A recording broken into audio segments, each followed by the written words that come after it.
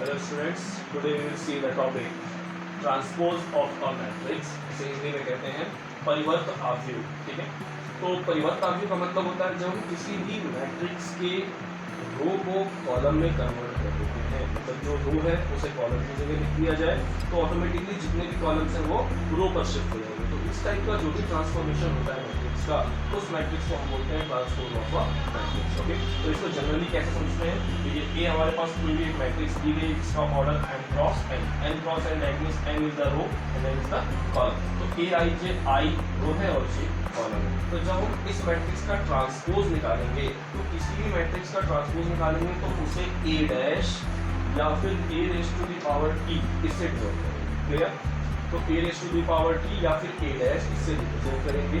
तो देखिए जो यहाँ पर i हमारे पास रो था वो i अब यहाँ कॉलम में कन्वर्ट हो गया, जो यहाँ पे कॉलम था वो यहाँ पे रो बन गया। तो इनके ऑर्डर भी आपस में इंटरचेंज होगा। एग्जाम्पल से समझ सकते हैं, 1 2 3 हमारे पास यहाँ देखिए रो में लिखे हुए हैं। तो जब हमने इस मैट्रिक्स का ट्रांसपोज निकाला तो ये रो की जगह कॉलम में, ये सेकेंड रो में था तो ये सेकेंड कॉलम में, इसका ऑर्डर 2 क्रॉस 3 था, इसका ऑर्डर 3 क्रॉस 2 हो गया। अब ऐसे ये दूसरा मैट्रिक्स एग्जाम्पल ले लेते हैं, ये 0 और a, यहाँ पर देखिए ये रो में है तो ये अपने आप कॉलम में बन गया। This is the second row, this becomes second column. Okay, तो ये हमारे पास एग्जाम्पल है। तो आपको ध्यान रखना है transpose of a matrix that means if we write all the rows in the place of column, then the obtained matrix is transpose matrix. Okay, let's see what is the basic properties of transpose of matrix. Okay, the first property is that if we transpose the already transpose matrix, मतलब कि transpose का अगर आप transpose निकालेंगे तो हमें वही matrix मिल जाएगा जिसका हमने पहले ट्रांसपोज निकाला। ठीक है, ध्यान से समझेंगे।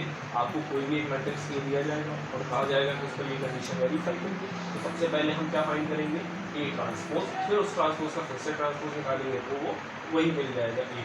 अब अगर दो मैट्रिक्स का आपस में आपने मल्टीप्लाई किया और उनका होल ट्रांसपोज निकाल रहे हैं तो B transpose into A transpose. इस पर 20 क्वेश्चंस आते हैं 2 मार्क्स में या 5 मार्क्स में आपसे पूछा जाता है। अगर 3x3 की मैट्रिक्स होगी तो 5 मार्क्स में आ जाता है, तो बेसिकली 2 मार्क्स में ही ज़्यादातर मिलता है कि true for any 2 matrix prove that A B whole transpose is equals to B transpose into A transpose. Okay, अगर 3 मैट्रिक्स हो तो ये इस तरीके से होगा। ये आप ध्यान रखेंगे कि ए बी सी का होल ट्रांसपोज हमेशा ऑर्डर पीछे से बनना स्टार्ट होता है। तो ये सबसे लास्ट में यहाँ सी है तो यहाँ सी सबसे पहले आता है, सी ट्रांसपोज बी ट्रांसपोज और ए ट्रांसपोज, इनका आपस में प्रोडक्ट कर देते हैं। ठीक है, और next topic is symmetric matrix. Symmetric matrix that means अगर हम रो और कॉलम को आपस में इंटरचेंज करें तो उसमें कोई भी फर्क नहीं पड़ता। ठीक है, तो उसको बोलते हैं सिमेट्रिक मैट्रिक्स। क्या होता है symmetric matrix?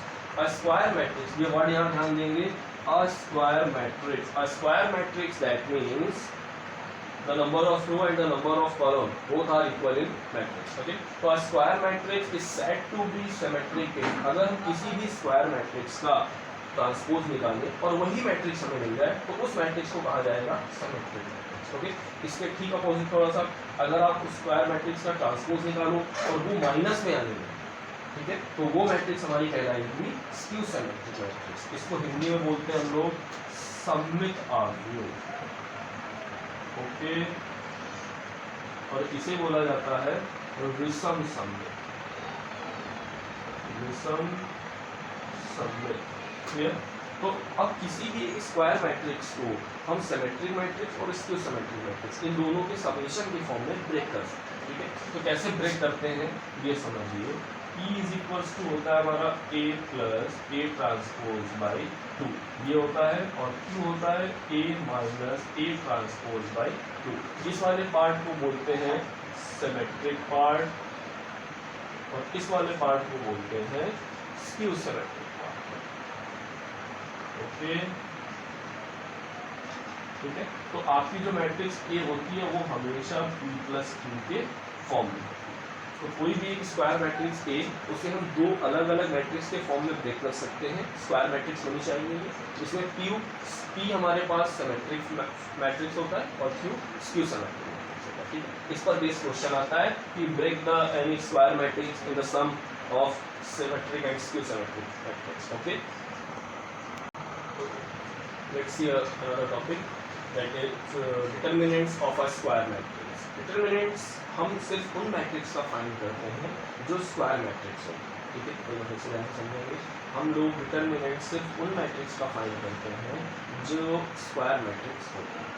Determinant that means the expansion of that matrix, okay.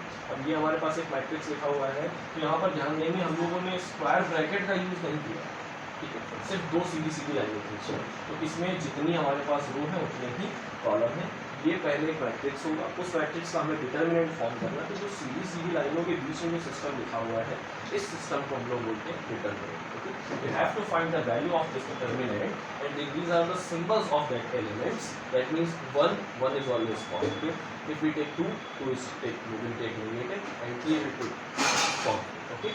तो ये अल्टरनेट प्लस माइनस ऑर्डर में चलते हैं, पॉजिटिव नेगेटिव पॉजिटिव, फिर नेगेटिव फिर positive, minus negative positive negative, तो इस तरीके से पूरा सीक्वेंस चलता है, okay.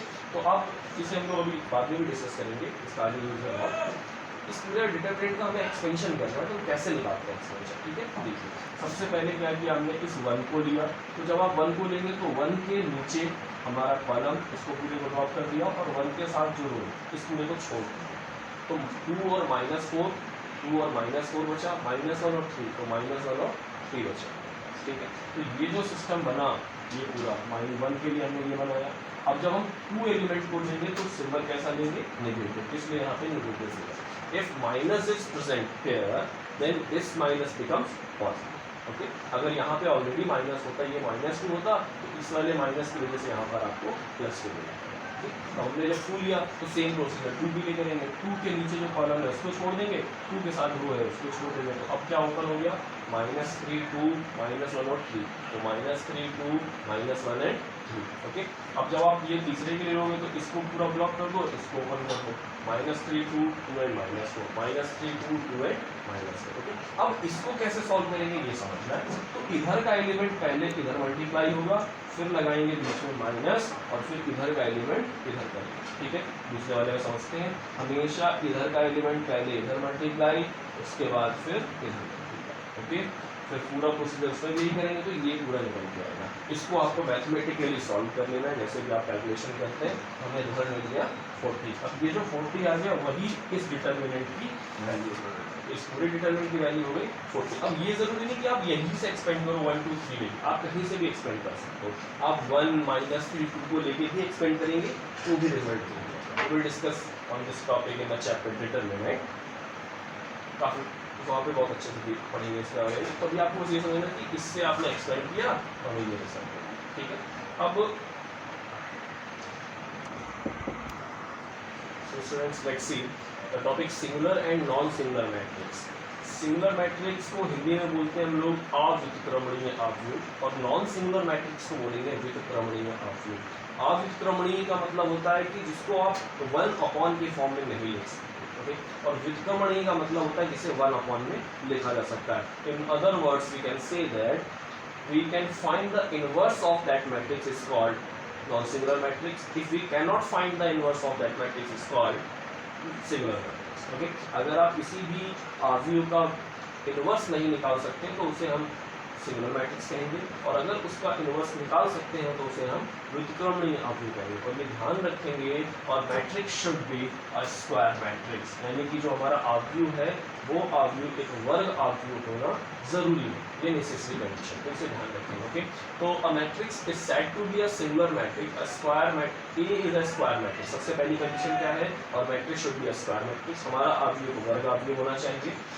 When A is said to be singular matrix if हमारा मैट्रिक्स सिंगुलर अव्युत्क्रमणीय कहा जाएगा कब, when the determinant of A is equals to 0। मतलब अभी जैसे इससे पहले हम लोगों ने उसका पूरा एक्सपेंशन किया था, एक्सपेंड किया था, उसे प्रसार निकाला था उस मैट्रिक्स का। तो अगर किसी भी मैट्रिक्स का डिटर्मिनेंट 0 आ जाता है, the matrix is called singular matrix. उसी तरीके से अगर किसी भी एक मैट्रिक्स का determinant not equal to 0, that means इसकी कुछ ना कुछ वैल्यू मिले, आइदर पॉजिटिव और negative, doesn't matter, but not equal to 0। ये अगर 0 नहीं है, हमारा नॉट इक्वल टू 0 है, तो नॉन सिंगुलर, मतलब इस केस में आप मैट्रिक्स का इन्वर्स निकाल सकते हैं। यहाँ पर हम बात करेंगे A इन्वर्स एग्जिस्ट, ओके। लेकिन यहाँ पर A inverse does not exist, ये चीज है, okay. So students, let's see our next topic, that is which is minors and cofactor of a matrix. Minor and cofactors, these are two little bit similar topics. Okay. Suppose A is a matrix, as we all know that this element is known as A11, A12, A13. ये सारे जो लिखे हुए सब address लिखे हुए elements की, मतलब यहाँ पर A11 इस एलिमेंट को बोलते हैं A11, A12, A13. That means first row first column, first row second column, first row third column. Okay, तो आप यहाँ पे देखिए कि जो सिंबल्स आते हैं, सिंबल्स आते कैसे हैं. अगर आप इन दोनों नंबर्स को ऐड करो, रो और column, 1 + 1 2. If we get an even number then here is a positive sign. If we get an odd number then here is a negative sign. तो जितने भी जगह पर इन दोनों नंबर्स का समेशन ऑड है वहाँ पे नेगेटिव साइन लगा होगा. जहाँ पर इन दोनों नंबर्स का समेशन इवन नंबर मिलेगा वहाँ पर पॉजिटिव साइन है. ठीक है, अब देखिए कैसे. 3 और 2 ऑड नंबर 5, तो A32 के जगह पे कौन सा सिंबल है? नेगेटिव. A33 हमारे पास इवन नंबर देगा तो पॉजिटिव, मतलब 3 + 3 6, तो यहाँ पॉजिटिव. आप A22 पे देखो, 2 + 2 becomes 4, ये आ गया पॉजिटिव. ये चीज़ सबको क्लियर हो गई. अब माइनस निकालते कैसे हैं? अगर आपसे कहा जाए इन हर एक एलिमेंट्स का अलग अलग माइनस निकालता है. ठीक, अगर आपसे कहा जाए A11 का माइनस निकालो, तो A11 का माइनस निकालने के लिए आप A11 के प्लेस पे जो लिखा है उससे हमें कोई मतलब नहीं. ओके, तो आप A11 के नीचे कॉलम और A11 के साथ रो को छोड़ देंगे. क्या बचेगा? A22, A32, ये जो एलिमेंट्स लिखे हुए हैं ये एलिमेंट्स हमारे पास आ गए माइनस ऑफ A11. ओके, अगर आपसे कहा जाए माइनस ऑफ A22 निकालो, अगर आपको इसका माइनस निकालना हो A22 का, तो इसका माइनस कैसे आएगा? इसके साथ वाला कॉलम और इसके साथ का रो पूरी तरह से छोड़ देंगे, तो हमारे पास 4 क्या बचेंगे? 4 एलिमेंट्स. अगर आपसे कहा जाए A22 का माइनस निकालो, तो A22 के माइनस आएंगे A11, A31, A13 और A3. ओके, आप यहाँ पे निकाल सकते हैं. अगर आपसे कहा जाए कि माइनस ऑफ A22, तो A22 के माइनस में क्या बचा? आप देखो A22 के साथ ये पूरी लाइन और ये, आपको जिसका भी माइनस निकालना हो उस पर आप प्लस का सिंबल लगा दो. ठीक है, और जितने भी प्लस के सिंबल पे एलिमेंट है वो सबको छोड़ देंगे, बाकी जो बचेगा वही लिख लेंगे. आपसे कहा गया A22 का बनाओ, आपने A22 पे प्लस का सिंबल बना दिया. अब जो एलिमेंट हमारे पास बच रहे हैं, जो कटे नहीं, उनको लिखना है आपने. तो क्या क्या बचा हमारे पास? A11, A31, A13 और फिर A33. This is the minor of A2. Okay, अब ये माइनर कब कोफैक्टर में बदल जाएगा? जब आप A22 के साथ इसका सिंबल भी मल्टीप्लाई करें. ठीक है, तो A22 का सिंबल कितना है हमारे पास? देखो आप A22 का सिंबल है पॉजिटिव, तो बस इसके बाहर अगर आपने पॉजिटिव का सिंबल ले लिया तो ये हमारा कन्वर्ट हो गया अब कोफैक्टर. ओके, तो हमने यहाँ पर एक फॉर्मूला लिख रखा है कोफैक्टर ऑफ Aij. Aij का मतलब कोई भी रो और किसी भी कॉलम का एलिमेंट होगा. तो आपको क्या करना? -1 की पावर 1 + 1. अगर I + j का समेशन ऑड आएगा तो ये माइनस रहेगा, अगर I + j का समेशन पॉजिटिव इवन नंबर आएगा तो ये पॉजिटिव रहेगा. तो माइनस, हम लोगों ने माइनस यहाँ निकाल लिए. तो माइनस के साथ अगर हम उसी एलिमेंट के साइन को मल्टीप्लाई कर देते हैं तो वो कन्वर्ट हो जाता है कोफैक्टर. क्लियर है सबको? फिर से अब इस क्वेश्चन में आप समझिए कि कैसे निकालना है. तो अब जैसे इस क्वेश्चन में आपको निकालना है, मान लो कि A11 का माइनस बताइए. ठीक है, किसी और का निकालते हैं, A32 का निकालते हैं. सपोज कोफैक्टर ऑफ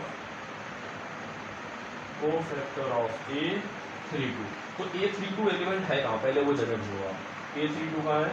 ये रहा A32. तो A32 पे आपको प्लस का सिंबल बना दिया हमने, प्लस का सिंबल.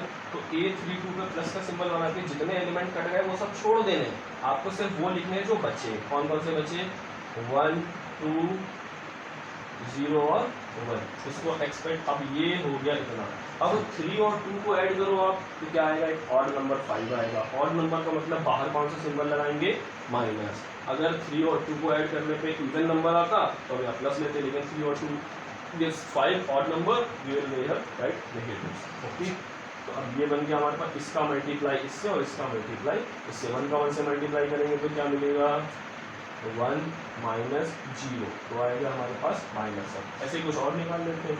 आप A23 का निकालो. तो A23 का माइनस क्या? कोफैक्टर क्या आएगा? Cofactor of